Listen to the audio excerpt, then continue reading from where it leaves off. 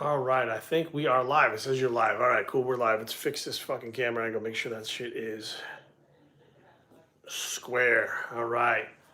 Tuesday night. I was gonna call it Tuesday Night SmackDown, but I thought that would be too much like a wrestling thing. If people think the whole thing's about wrestling, but it's not. But tonight we got a little bit of time before Erin gets home. She's still at work. It's been a long day for her. Tomorrow's my birthday, so we'll be offline pretty much all day tomorrow doing what we need to do business-wise, training, stuff like that, and then going out to dinner tomorrow night. So I was like, let's hop on here. Let's answer some questions. The live, I really like the live interaction. It's to me, it's a lot of fun. Concave Badger, what's up, man? Concave Badger, that's kind of, you guys and these fucking names, man. Enjoy chin right, what the fuck? But yeah, so what the fuck is going on out there tonight? Same shit, it's absolutely freezing cold here right now. I don't know if you guys saw the Dan the bodybuilder thing. Dan is back in action, showed up, good to go, all stitched up, feeling better. I don't know if you guys watched the video already that I put up about why seemed like it was messed up. Of course, Nick's strength and power, Nick's power and strength. Anyways, Nick has got a video about it too, where he tells his whole side of what he thinks. Johnny Bravo's got one up there too. I think other individuals have put some up too, but not really much going on. So let's see what we got going over here. What do I eat? So right now I'm on a very low carb diet, which is why my weight's been coming down. I'm getting a lot leaner. I haven't been eating much carbs lately, to be honest with you. So I took Dan Duchesne's diet, which was a 10-day diet called the Ultimate Diet. And I shortened it to basically a 7-day diet. And my workout works with the diet. And most of my foods consist of red meat, chicken, protein powders, and that's pretty much it at this point right now. I still eat my green vegetables. Twice a week, I bring the carbs up a little bit. So usually Thursday, I bring them up slightly. I'll bring them up to maybe like 100 grams for Thursday. And then what I do is on Sunday, I still have an all-you-can-eat junk day, which comes out to be basically like 2 meals for the day. So it's not like I'm eating much food even on my cheat day, but that's pretty much where I'm at right now. Streamlabs link. Streamlabs? What's a Streamlab link? I don't know what that is. They do have this new thing on YouTube where you can do like these member things. It's almost like Patron, however the fuck you say patron, where you can actually like have members and they donate money and stuff like that. I'll be honest, I haven't just really gotten around to setting it up yet. I kind of looked at it and I was like, I don't know, Nobody knows who's behind GH15, but GH15 now is not the original GH15. We know that for a fact. Just by the way that he carries himself, types, stuff like that, it's not the same guy, so. Best training split, push-pull legs. No, there is no best training split. My personal thing is I think people need to react to their central nervous system a lot more than they realize that they should. So for me, 2 on, 1 off, 2 on, 2 off. Doesn't matter, you're split in between there. Central nervous system is what you really need those days off for. But right now, like I do a full body routine Monday, Tuesday, Thursday, Friday. For a while, my splits were chest and back on Monday, shoulders and arms on Tuesday, Wednesday off, legs Thursday, and then Friday would come back to whatever we did the first day. And then when you started the next Monday, you would start again with, this time it would be, instead of chest and back on Monday, it would be shoulders and arms. It would actually rotate every week. So certain weeks, every week, a certain body part would be trained twice that week directly, and then would rotate the next week. But the legs were always done like once a week. But there really is no best training program or routine, I guess you could say. Heavyweight professional boxer. I don't know, because I don't know anything about boxing, to be honest with you, man. Still crave drugs after being sober? No, but I do have, I don't want to call them nightmares, because they're dreams. They're bad dreams about how basically I found a bottle of Mdma that I had hidden from everybody. It was like in my jacket pocket in the closet. And like 10 years later, I found the bottle of Mdma, and I'm trying to hide the bottle of Mdma from people around me. Like I'm still living at home with my parents in the dream, and I'm like hiding it, trying to like put it in my sock to try to walk by them with it and stuff. Like it was, I hid it like under the sink, just random shit. Like, so I'll wake up and freak out like, holy fuck, like I just had a dream that I was trying to hide Mdma. What the fuck, you know what I mean?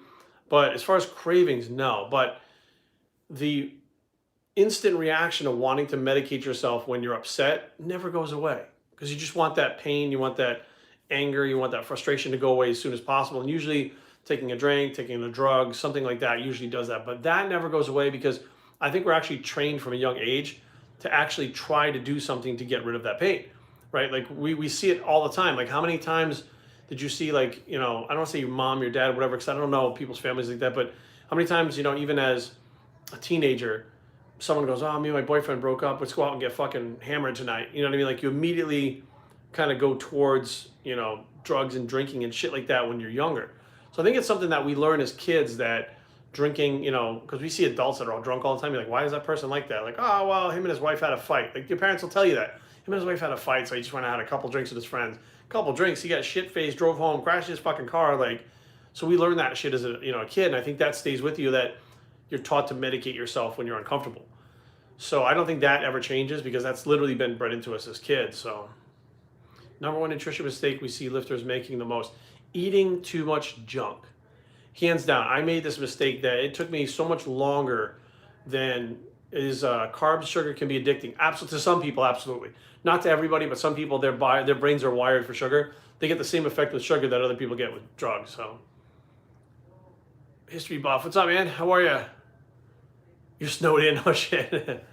Bulking macros when bulking. There is no best bulking. So here's the thing: how can you tell someone what to take in for macros? Like your body weight is not the same as someone else's. So how the fuck, you can't do that, right? Your body weight, how your body reacts, what type of foods they are, all these different types of things. Like certain things are going to digest better. Like if you're not eating enough, eat more. If you're not gaining the weight you want, eat more. Like it's that simple. You know what I mean? Like there is no formula for it. Like you can't say, well, everybody needs to take in 30% carbs. Like that's bullshit. That's complete horseshit. Visit Australia. No, not offhand. I would love to come back down to the Melbourne Australian Expo again with the Arnold Expo. But right now, business-wise, doesn't make much sense to come down there because we're not even being sold in Australia right now. So it doesn't make much sense to get down there and spend all that time and money and travel, across the world to get down there when it would just be me standing there. Like I don't even have a booth to go to. So it's like I'm going to walk around an expo. Like it doesn't make much sense. I think it would make a lot more sense if Spartan Sups, and if you guys want the supplements in Australia, which I'm getting many people that do, contact Spartan Sups. They're the ones that are eventually going to have it. Contact them, let them know, hey, we want GIFD down here. Once that starts happening, then I'll have a place to go. Like I'll have a Spartan Subs booth to go to when I come to Australia, and I'll be able to make that trip again, which is what I did last time I was with Spartan Subs. So, but yeah, as of right now, not really. So, heavy metal contamination of gear. Have I experienced it? No, because I didn't really use any of that bathtub brew shit. I mean, I made my own Trembolone before out of Finnic pellets, which probably wasn't the most sanitary thing or the smartest thing to do. But back in the day, we had these kits that we could just buy like online, and we dump Finiplex pellets in it, would turn it into fucking Trembolone acetate. Like, but no, because I mean, I was always like, and people always say shit like, well, Jerry, why don't you have access to them? It's because you're not around the right people. You're around a bunch of fucking yahoos at the gym who get fucking junk gear. Like when you're around the people that are super serious about it, because I'm telling you right now, if you get the $30 bottle of testosterone, you're not serious about it. Plain and simple, you're not. You're not locked in with the right people. You're not hooked up, and you're not getting what the pros take. I'll tell you a 100% true story. A top Mr. Olympia competitor, all of you know him, literally came up to me one day. I was at the gym, and he was like, hey man, what can you get in amps? And I was like, amps, what do you mean? He's like, ampules. I was like, I was like, this, and this. I was like, why are you asking for ampules? He goes, because I don't take any of that fucking bullshit in bottles. Like, he didn't give a fuck where it was coming from, who made it, what company. He's like, I don't take any of that fucking shit. Fuck that. And his trainer, who's a famous trainer, said, do not get anything, nothing black market. You're doing the Olympia, everything that's going to your fucking body is going to be pharmaceutical. And I look at it and people go, well, Jerry, that stuff's so expensive. Then don't play with it. You know what I mean? Don't use steroids if you can't afford the pharmaceutical shit. If you don't have the way to get it, you're half-assing it. And this is the problem. You half-ass it, you shouldn't be fucking with the shit at all. Because you plain and simple can't even figure out where to get it from. Which, I'm sorry, but there was no internet when I started this shit. Like, the way that you found it was the fucking guy in the gym. Like, you won him over by fucking training hard and busting your ass natural for a long period of time before they'd even talk to you. But when they did talk to you, we had Steris, we had fucking all the top fucking brands that were 100% pharmaceutical. You know what I mean? We had veterinarian shit back then, which the veterinarian shit was better and cleaner than the shit that they have nowadays. That's that black market shit, you know? Bijo, what's up, man? But yeah, like, dude, no, I haven't had experience with heavy metals, and I don't fucking have experience with any of that garbage bullshit either. Like, I don't know, I just always understood from the beginning, like, if you're going to do this and it's a commitment, like, I wasn't trying to be big to impress buddies at the gym. I wasn't being big to fucking impress girls. Like if you're doing this to be a bodybuilder, competitive bodybuilder, try to take it as far as you can, don't be fucking with this black market shit. Like those fucking beach guys, let them fuck with that shit and hurt themselves. But if you're trying to get the most you can out of your physique, pharmaceuticals, that's it, you know? Favorite fast food place? I do like Burger King. I like Burger King a lot. Honestly, now, it's a lot of things I eat fuck with my stomach. So, I like pizza too, but again, pizza fucks with my stomach too. So I get this like non-GMO, organic fucking crust, like all this shit at Earth Fare here in Fairfax, which you can eat a whole fucking pizza and not even feel like bloated and fat.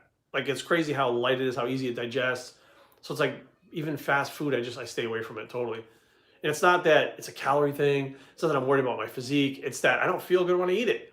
Like once you detox your body of all those chemicals and shit that are in the food, and you go back and eat them, you get sick.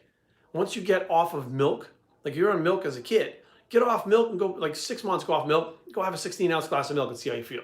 You know what I mean? Like those things that make you feel like shit, I just avoid. I mean, it's just that simple at this point. So let's see these things. These things disappear really quick over here. Lowered calories, but I can't seem to lose weight. What should I do? Okay, Ross, why do you think it's the calories? Just a question. You know what I mean? Why do you think it's the calories that needs to be adjusted? Because 99% sure, it's not your calories. It's the fact that you're not training properly. It's the fact that you're not doing cardio properly. Then it's the diet. Because if you're already just cutting calories, like let's face facts, if you cut calories, you just lose weight. If you're cutting calories and not, then it's not the diet. I mean, what are you gonna do? Keep cutting calories till you're down to 500 calories? You have to look at the diet. You have to look at the training. You have to look at the cardio. You have to look at the supplements you're taking. If you're taking drugs, you gotta look at those too. You know, because people take clenbuterol and it's fucking fake. And they're like, I don't understand, I'm not losing weight because it's bunk gear. But 99% of the time, they don't understand that training with weights, going in the gym and just fucking training is not going to get you what you need to happen. It's just not. Sometimes you have to understand that training a certain way will actually increase metabolism. Okay? Doing cardio a certain way. I had a thing today, I was on Instagram Live. I was doing cardio on Instagram Live. And someone asked me, well, Jerry, how many calories are you going to burn? I was like, dude, I'll be burning 30 fucking calories on this treadmill in the next 35 minutes. And they were like, 30 calories? Yeah, well, how the fuck do you lose fat? Because it's not about the calories.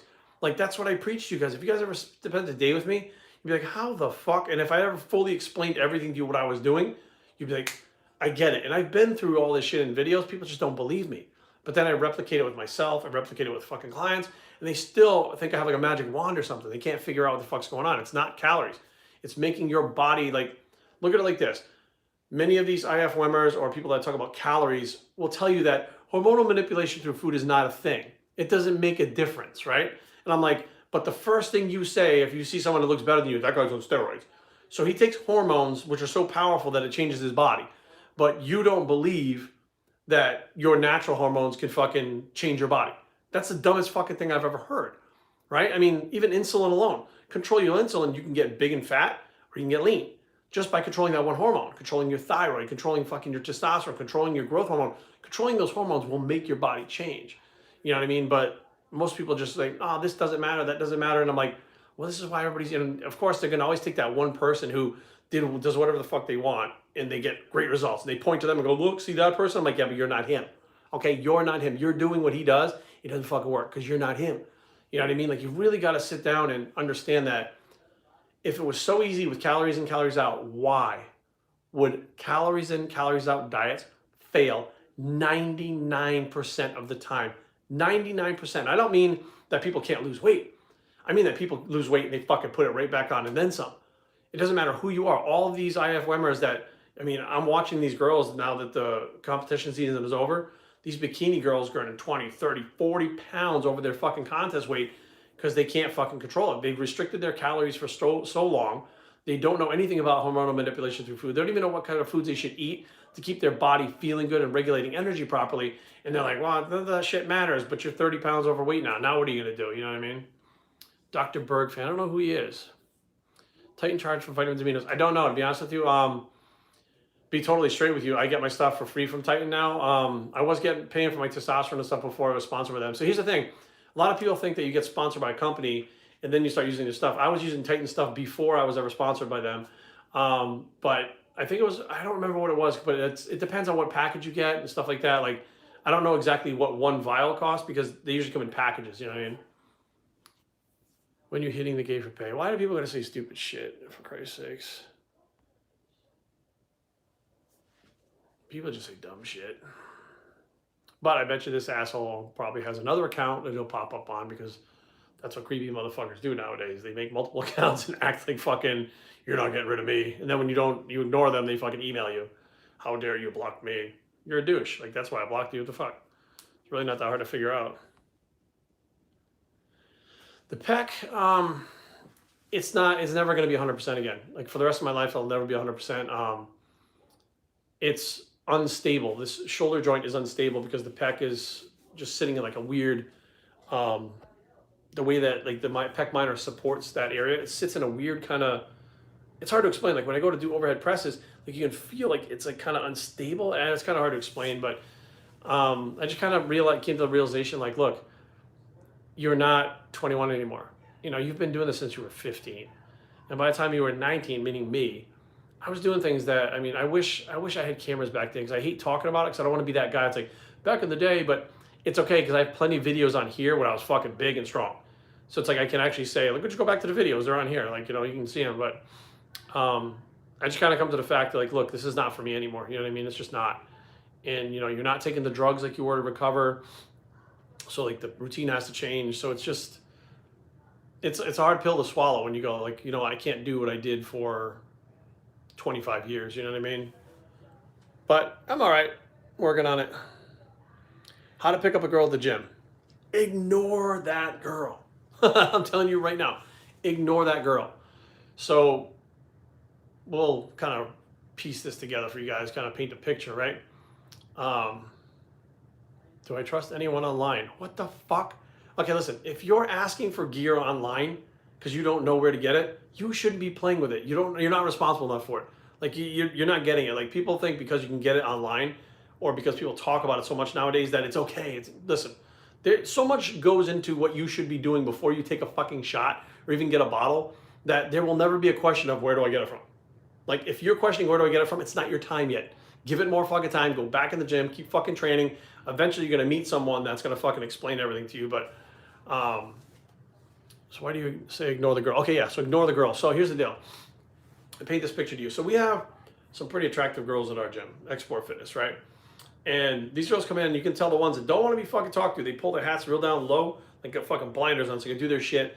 Now, all of them wear spandex, right? So as soon as the girl walks in with spandex, everybody's kind of giving her a look over, right? But actually, these are regulars, always there, so whatever. But you'll see guys, you know, if this girl's doing push downs or she's doing like fucking cable, like kickbacks with their fucking feet. Next thing you know, there's a group of guys doing cable kickbacks with their fucking feet. And I'm like, what are you guys, like, they're trying to be around her. And then they're like grunting and trying to fucking lift heavy weights. Now, I've been there, guys. I remember being the guy that would try to like, oh, like try to get her attention.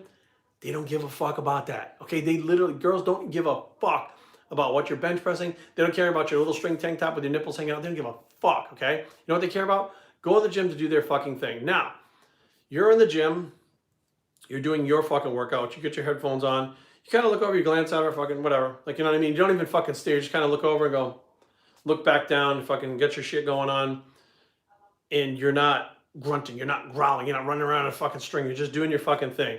While everybody else is trying to get her attention. Everybody's trying to get her fucking attention. And you're just doing your fucking thing. Just do your fucking thing. I'm telling you right now, if she's attracted to you in any way, shape, or form, you're going to fucking know it. Because you're going to fucking ignore her, and then fucking everybody else is going to be up her ass. And because you're different, you're interesting now. You may not be her type, but you're interesting. She's at least interested in what the fuck is going on now. So at that point, again, you just let it go. You let it go. You let it go. And this is so fucked up, but I mean, I might as well just share it with you guys because Aaron knows about this. Not that he did anything wrong, but so a lot of guys chase these girls around the gym, right? And there was this girl there. I see her all the time. And I noticed she was wearing NMDs because I'm a sneaker guy, right? So I'm like, she's trying to squat in NMDs. Now the foam in it makes you like unstable. Like I've seen people fucking, you know, wind up fucking dropping the weight. And I've seen one thing where the boost broke and then the fucking go, like it just, it's a nightmare. So I just kind of walked up to her. She had her headphones on. And I said, excuse me. And she takes her headphones. She goes, hey. So I said, hey. I said, I noticed you're wearing NMDs. I said, I got a sneaker website and stuff. I said, that's what I do. Like a big sneaker guy. I said, the NMDs have this foam in them. I said, which is why they're so comfortable. She's like, oh yeah. You're like, when I stand on it, I feel like cushiony. said, yeah. I said, here's the thing. If that foam breaks when you're squatting, you're going to fall and get hurt. I said, and once it breaks, like the foam breaks, it kind of overlaps. I said, then the shoe's no good. You can't even walk in it because it's got like a fucking lump in it, right? And she was like, yeah, oh my God. She goes, and I love these shoes. Like I paid a lot for them. She goes, well, you really like Under Armour, huh? Because every time I see you, you're wearing Under Armour. And I was like, every time you see me, like, how the fuck does she know what I'm wearing? Then it dawned on me, she's been paying attention to me. Why has she been paying attention to me when everybody else is fucking up her ass? Because I didn't give a fuck. So I was like, holy shit. I'm like, I just kind of said, yeah, like, and now when I see her, she's like, hey, Jerry, how are you? I'm like, hey, she walks right by everybody else. Don't say fucking shit to anyone else. And I'm just like, people go, what the fuck? They look at me and they look at her and they know that my wife trains there. So they're like, why the fuck is she talking to him? Because I didn't chase after her. I didn't fucking try to get next to her. I didn't try to impress her. I literally just approached her with an actual conversation that I've had with other guys and other girls at the fucking gym about those sneakers, right? And then literally within, a day, like the next day, she's talking to me and stuff, just comes up to me, hey, how are you? How's it going? What are you training today and stuff? Like, and you're like, what the fuck? Now, if I was single, right? Maybe she may not even be attracted to me at all. But the point is, I'm interesting to her because I'm not like everyone else, right? So now if you're interesting, that is how you wind up getting that girl. If you're interesting, you're interesting. Girls like interesting, right? I mean, they like good looking guy, but they like interesting. Like if you have an ugly comedian and a really good looking fucking shredded dude that is a complete fucking tool bag, that girl's gonna go out with a fucking ugly fat comedian that makes her laugh because he's interesting. That guy she's gonna sleep with, but she ain't gonna fucking stay with him. So now you gotta kind of look at it like you're not approaching it trying to hook up with her, get with her. You just kind of approach it like just a general kind of thing. And women are waiting too. They're waiting. They know what the fuck is going on. They know you're looking at them. They know you're trying to talk to them. They know you're trying to train next to them to get them to look. They know when you're grunting, you're trying to, they know. Guys, trust me, they know. You just can't walk in there and fucking be, what the fuck is wrong with people here? Oh, it must be Blaha's fucking people popping in here. We'll put him in timeout. No, we'll just get rid of him. You just can't be like everyone else, guys, because that's not fucking interesting, So we missed some of these other things. What was all-time favorite pro physique I ever saw on stage? In person, I thought Dorian Yates was fucking insane. And I have a videotape, right? A videotape, which I got to get it put on. I bought this thing. I bought a VCR recently. I bought this thing. I was supposed to digitize the videotape onto my computer. What a fucking nightmare. Well, it doesn't work. It's fucking bullshit.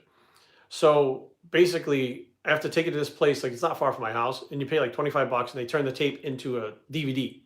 When I put the DVD, I can put the DVD in my disk drive and upload the thing to YouTube. It's actual video of Dorian Yates that I filmed in 1997 guest posing at the New Englands. I got him and I got Dave Palumbo when he was over 300 pounds.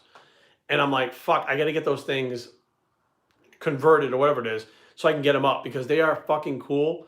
And I really wanted to show them to people. So I'm going to try to get that done as soon as I can. They said it takes 2 to 4 weeks to do this because they're so backed up right now. But Kadeem Black, absolutely. Hey, man, I mean, there are guys out there that say they're going to win a Mr. Olympia and don't. There are guys that out there say they're going to and they do. You could be one of them. Who knows? Yeah, I took a week off after Team Universe or Universe. I took a full week off.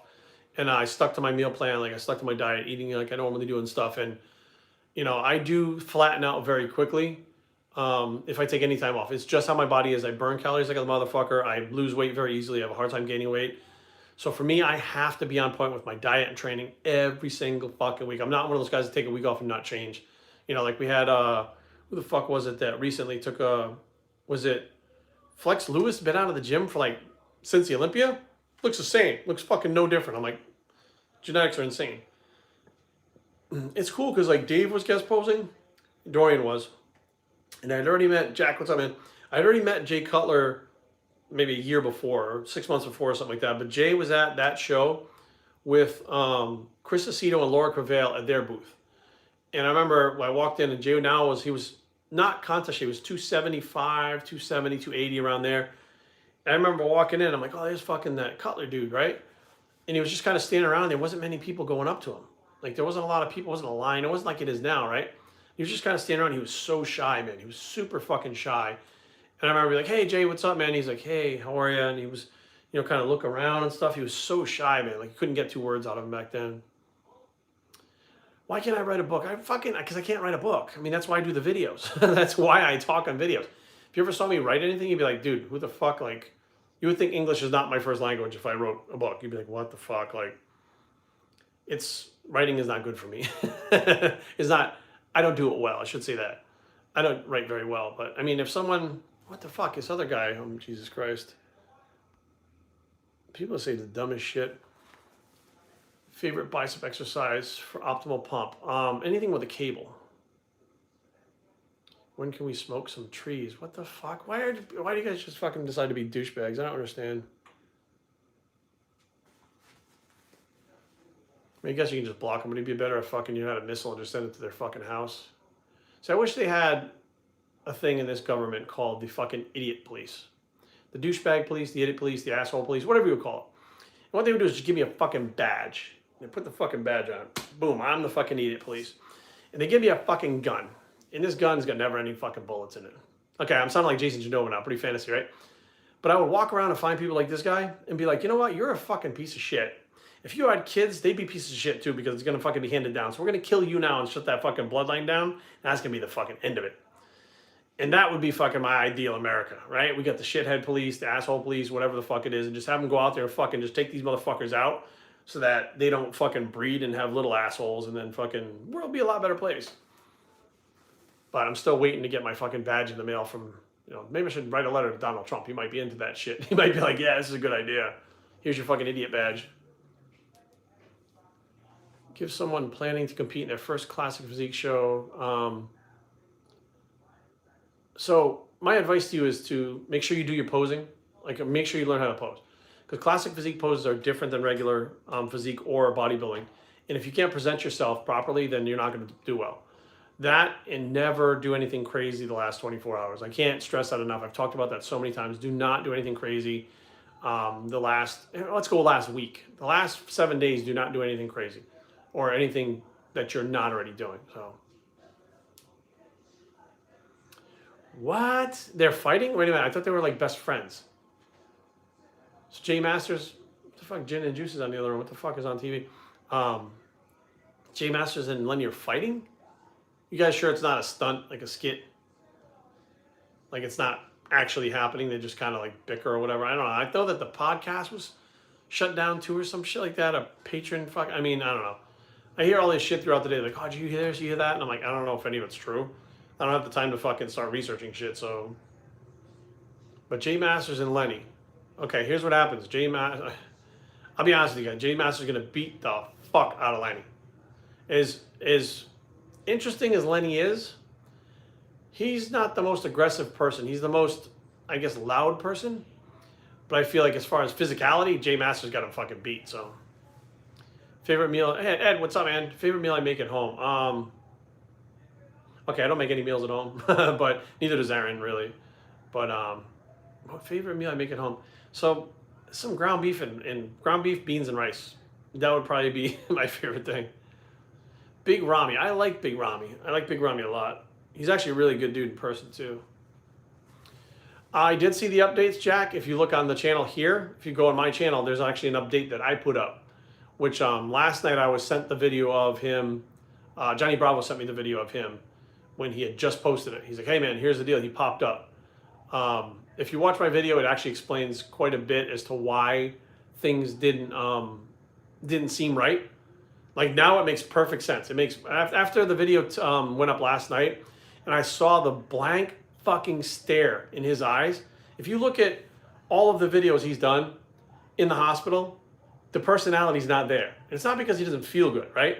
The personality's not there because he's fucking doped up on painkillers in the fucking hospital. And I can guarantee you, it wasn't 2-3 days. I guarantee you he was there for weeks.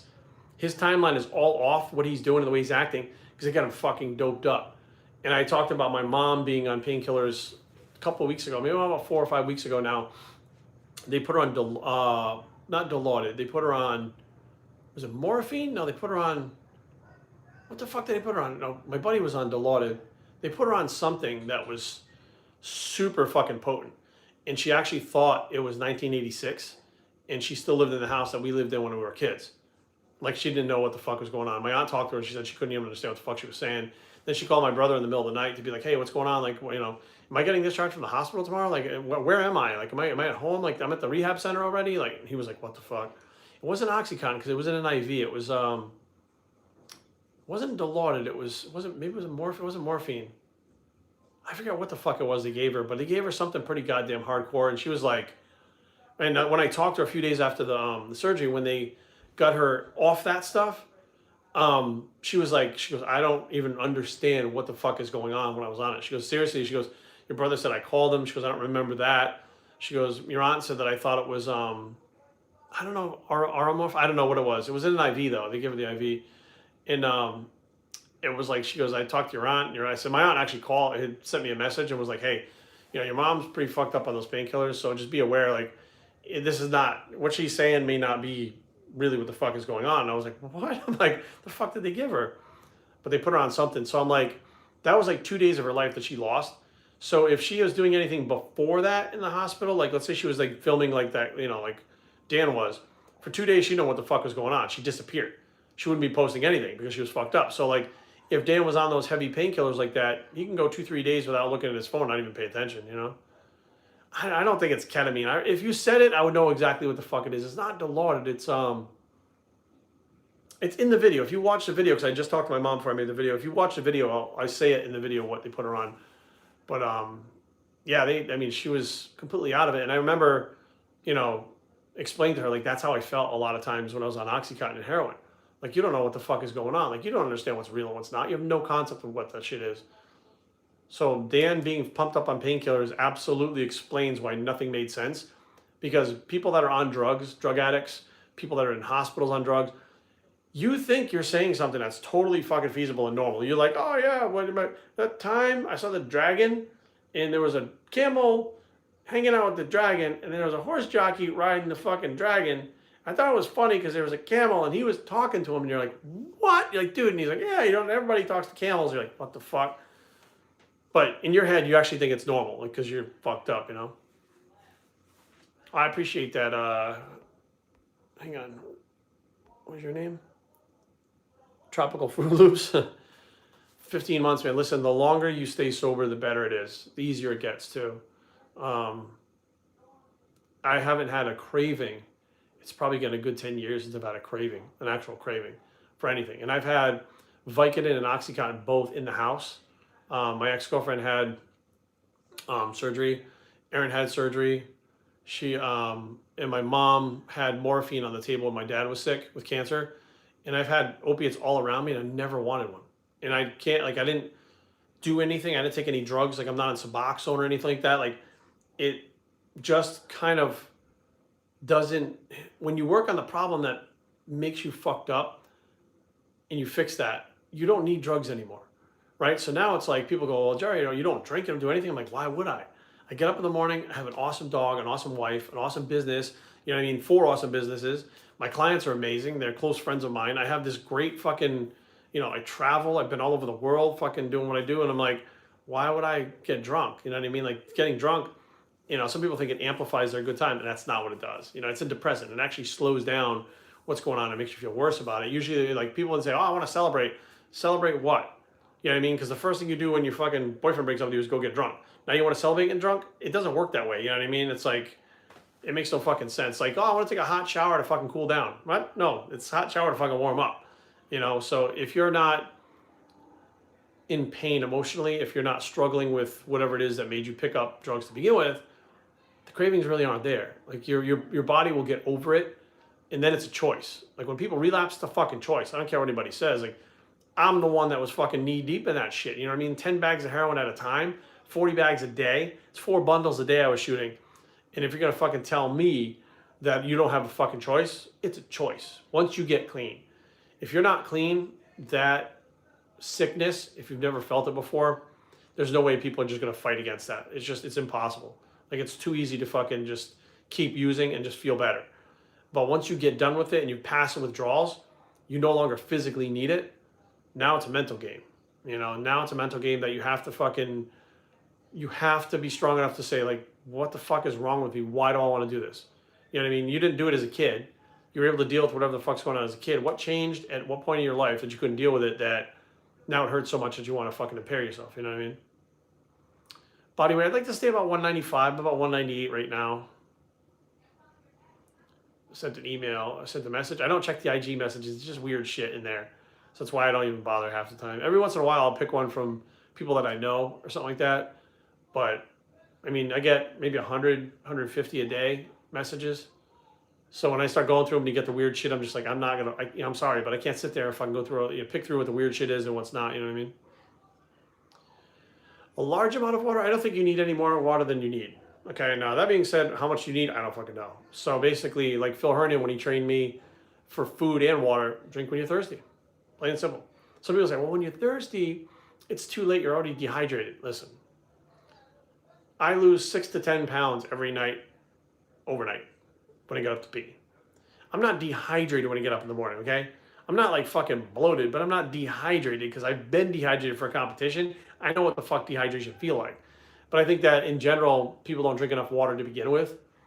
And, going by when you're thirsty, that could be for the regular person. But if you're drinking 3 liters, 4 liters a day, and then you just drink when you're thirsty, you're not going to be dehydrated. So drink as you need it. If you don't need it, don't drink it. It's like anything else. Like if you don't need protein, don't eat it. If you don't need carbs, don't eat it. If you don't need higher testosterone levels, don't shoot it. Don't do it. I mean, it's pretty much that simple. Your body tells you everything you need. You just got to listen. And that's the big thing is like many people, they don't listen. They actually just kind of interpret it to get what they want out of it. There is no how many days. I got guys that train 7 days a week and they're fine. It's largely genetic as to how fast you're going to overtrain. Fasted morning weight training. No, I don't do fasted weight training in the morning. Creatine, do I think it's good? It's in my Primousine. There's 5 grams of creatine in my Primousine product. So yes, I use creatine. Yes, I think it's good. I wouldn't put it in a product if I didn't use it myself. I think it's good. So yeah, but I mean, I don't think you need to load it like we used to do back in the day. 5 grams will give you an effect. You'll see it. So have I tried MDMA ecstasy? What's your name? Jafar Al-Sadawi. So you must be new to the channel too. So boy, did I use MDMA. Jesus Christ. I did more MDMA than I think fucking half the people at most of the clubs. I would usually start with 2 tablets at a time. Pop 2 tablets, empty stomach, hadn't eaten for about 6-7 hours. That shit fucking hit you like a truck. About maybe an hour and a half, 2, because they last about 3.5 hours. About 2 hours into it, I'm eating more pills. So there were nights where I had between 5 to 7 pills in a 6 to 8 hour span, with ketamine added to it, with GHB added to it, with cocaine added to it. I mean, you fucking name it, I was using it. So yeah, absolutely. Matter of fact, we used to fucking buy all this ecstasy and then drive to New York with this place called the Sound Factory. And we'd hide everything, fucking get into the Sound Factory and just be fucking popping pills. We'd run out because the Sound Factory was open 24 hours. Like it never shut down. Well, I guess it was shut down late in the afternoon for a little while. We'd get there 3 in the morning and be there till about fucking 12 in the afternoon the following day and be popping pills. We'd buy them from the fucking dealers in the Sound Factory. And then at about noontime, we'd leave and go to Twilo. Was it Twilo or Twilight? So there's 2 clubs, Twilo and Twilight. I believe Twilight was the church. So it would have been Twilo where Junior Vasquez would play. So we try to get over there and watch Junior for the next couple hours and fucking come down from the ecstasy fully there, take some GHB, try to get back to the hotel and sleep for a little bit, like 3-4 hours, and then drive back to Rhode Island. Oh, thanks, Whitney. Whitney, is it Whitey? Whitey Cakes. Whitey Cakes. I appreciate it. Yeah, I just, I did the No Shave November, and when I shaved it off, I was like, oh, I got a face under there. No shit. The Limelight, that was a church. Yes, Johnny Bravo. Wait, you're in fucking Miami, dude. And you were still out there? Training each body bar. That one went by quick. Used to go to Sound Factory. Yeah, dude, Sound Factory was the fucking shit. Jonathan Peters, to this day, is still my favorite DJ. And he was a resident there every Saturday night. And Victor Martinez used to go there. All those guys. King Kamali. Greg Valentino was there. Everybody was there. But Jonathan Peters was, I don't know if any of you guys know who he is. He's a fucking musical genius, period. Plain and simple. And it doesn't matter. You don't even have to know exactly what the fuck's going on. Oh, you live in New Jersey, so you're from the Northeast too, which explains why you have kind of an accent too, Johnny.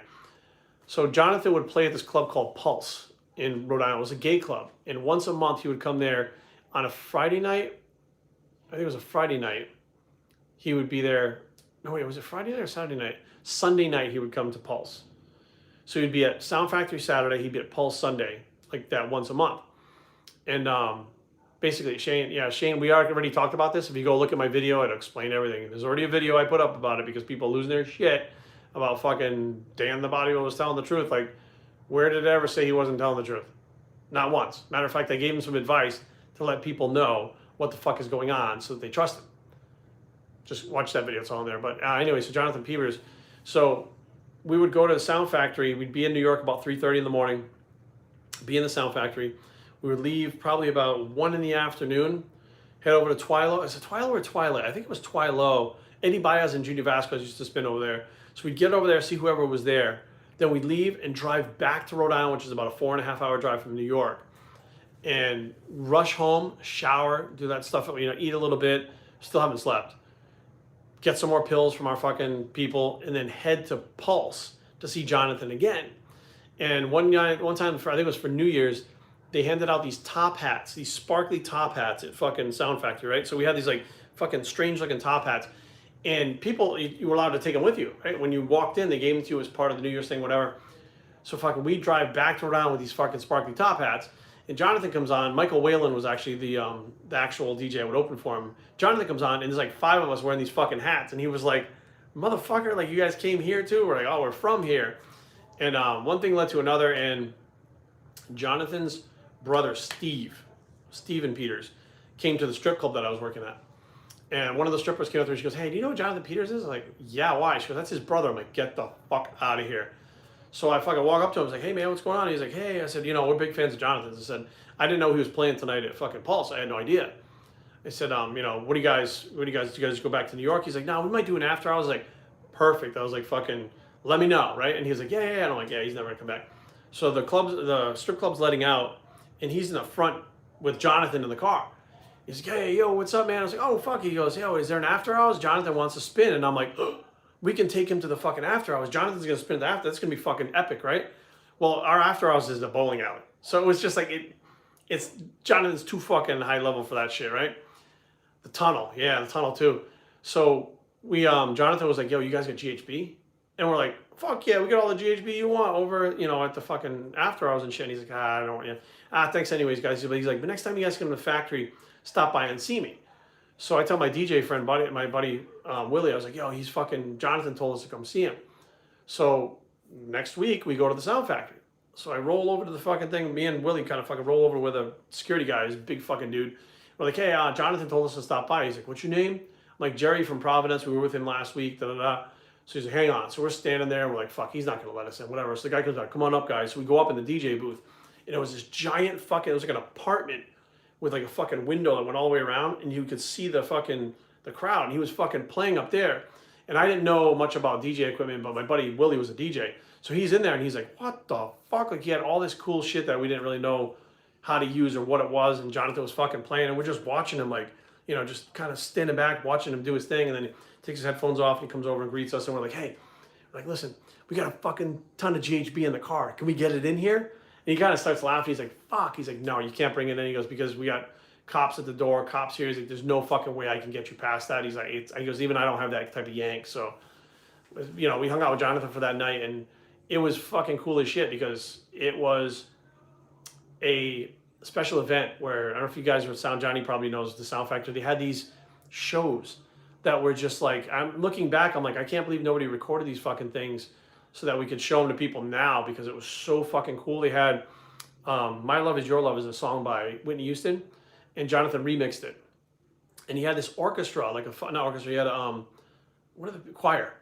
He had like a full choir in the fucking thing. It was crazy.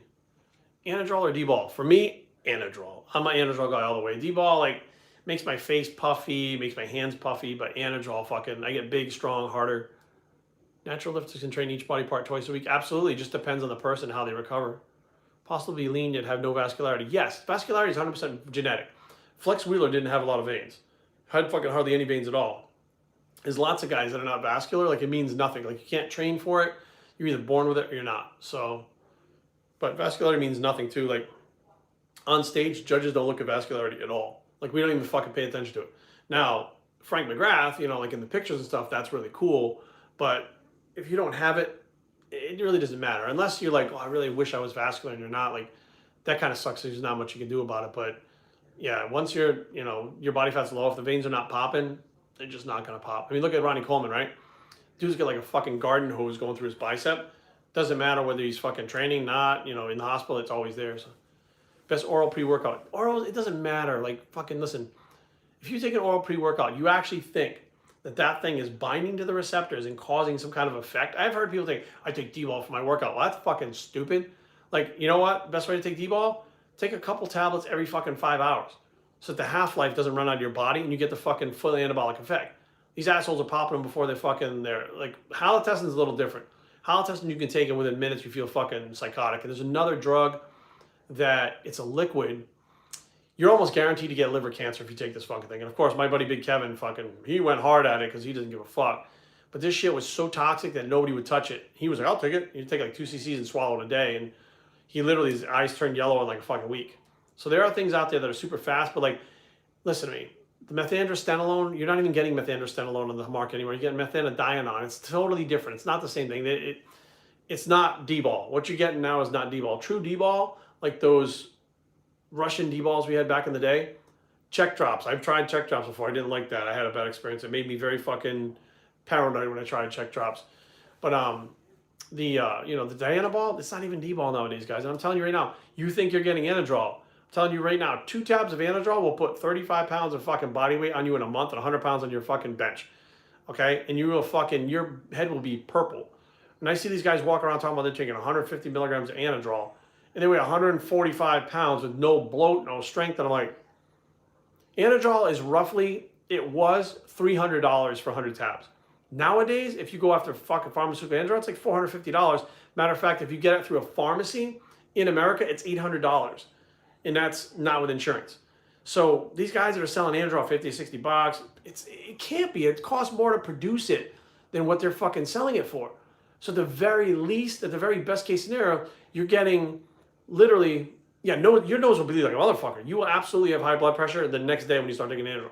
Like the stuff literally it's for people that have wasting disease.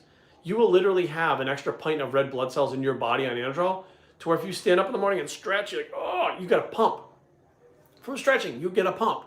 These fucking guys are swallowing 150 milligrams with a gram of test a day and a gram of Trenbolone, and they look like fucking high school kids. I'm like, there's no fucking way. Even if you weren't training that hard, you're still training enough to stimulate. I mean, there's no fucking way. You would have at least a sharper appearance, like something. Like, it's not, guys. The stuff is such fucking bullshit out there. And of course, one guy's going to get results. And all of a sudden, well, Joe got results. It's like, well, Joe got fucking one thing, but you don't know what the fuck it is, you know? Headaches. It could be high blood pressure if you're struggling with headaches. Yeah, like you carry bags in from the fucking car. Like 10 feet, you carry fucking grocery bags. Your forearms are so pumped, you got to fucking drop the bags. Like they're burning so much, you're so fucking pumped, you drop the bags. You know what I mean? It's crazy. A couple miles after weight, I need to hit. Here's the deal. I do my weight training my cardio after my weight training for my heart. Should you do it? Everybody should be doing some type of cardio for the heart. I didn't believe that before, but I'll tell you what, after being married to Erin and learning more about how the heart actually works and what fucks people up, yes, you should be doing some cardio, absolutely. If you're a big person too, fuck yes. You're like, when you're on Anadrol 50 and you go to close your hand, like I had some pretty decent muscle in the sides of my hands in here, right? And this fucking shit will swell up so much that when you close your hand, it's like a fucking brick. Like you could open hand fucking slap the shit out of somebody and you're gonna fucking break their jaw. Like your hand is, I can't explain it. Like I shook Dorian Yates' hand for the first time when he was over 300 pounds.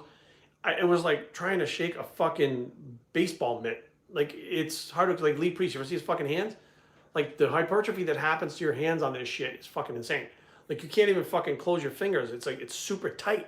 Like you honestly feel like if you fucking whack someone, you're gonna put a hole through their fucking head. Like you're literally gonna cave in their whole entire fucking, which may happen.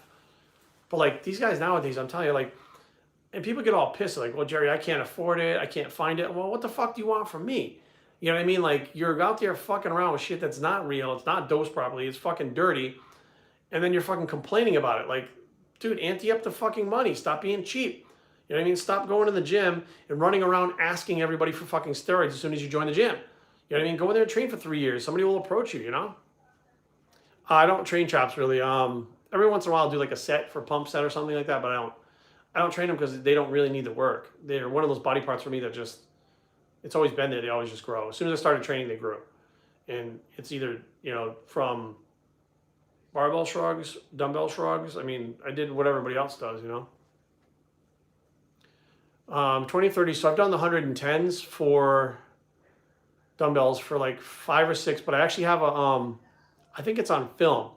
I did a 365 seated military press for a couple reps. I'm pretty sure that I have a video up of it.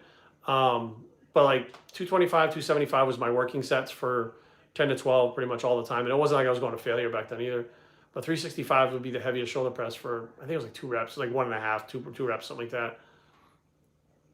Yeah, go to Mexico. Fucking take a trip to Mexico. Like, we can't afford Mexico. Then fucking stop, you know? Dumbbell press and military press. Here's the deal. I personally think the dumbbells are good for longevity. Because when you have a bar, the way that it puts the pressure on your shoulder joints, it feels different. Like, it always pulled weird for me. It could have just been my grip, like where I put my hands, where they're spacing them out. Because when I bench press, I was actually bench pressing from here. Like, my bench would actually be here. This is a normal bench for me. Whereas everybody else would have them fucking out here. So when I would press, I was trying to press like everybody else with my fingers on the curling. I would try to press around here, and it puts like a weird kind of pull on my shoulder joints. So I would actually press here, like straight up. Like, that's how I would do my presses. That was more comfortable for me, and I was strong there. I wasn't strong, with my hands out wide. So Evogen so expensive? I don't know. To be honest with you, I have no idea.